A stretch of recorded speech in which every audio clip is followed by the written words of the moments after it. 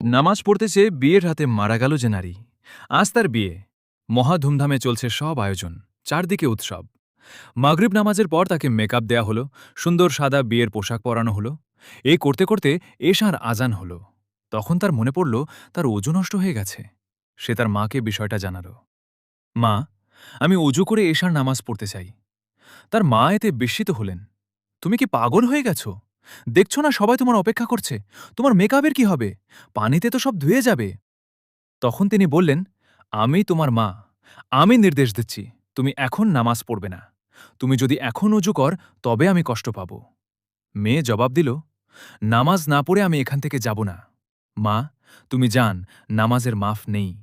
মানুষ আল্লাহর অবাধ্য হতে পারে না। তার মা জবাব দিলেন, মেকআপ ছাড়া তোমাকে দেখলে মেহমানরা তোমাকে নিয়ে কি বলবে? তাদের চোখে তোমাকে কি সুন্দর লাগবে? তোমাকে দেখে তখন তারা কৌতুক করবে। মেয়ে তখন বলল, মা, তুমি কি এই নিয়ে চিন্তা করো যে আমি সৃষ্টির দৃষ্টিতে সুন্দর কিনা? আমার স্রষ্টা নিয়ে কি ভাবো? আর আমি ভাবছি, আমি যদি আমার নামাজ বাদ দেই, তবে তাঁর দৃষ্টিতে আমি সুন্দর হব না। মেয়েটি তখন তার অজু করতে শুরু করল। তার সব মেকআপ মুছে গেল। কিন্তু সে ওসবের কিছুরই পরোয়া করল না। তারপর নামাজ শুরু করল। যথারীতি নামাজ আদায় করতে লাগল। কিন্তু তখনও জানত না এটাই তার শেষ নামাজ।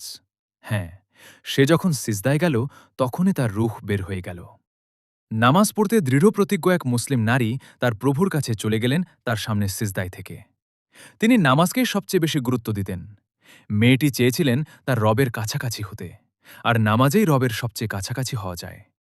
কে তার চেহারা নিয়ে, সাজগোজ নিয়ে কি বলল, সে তার পরোয়া করত না। তার ভাবনা জুড়েছিল আল্লাহ তার সম্পর্কে কি ভাবছেন। সব মুসলমানের চিন্তা এমনই হওয়া উচিত নয় কি?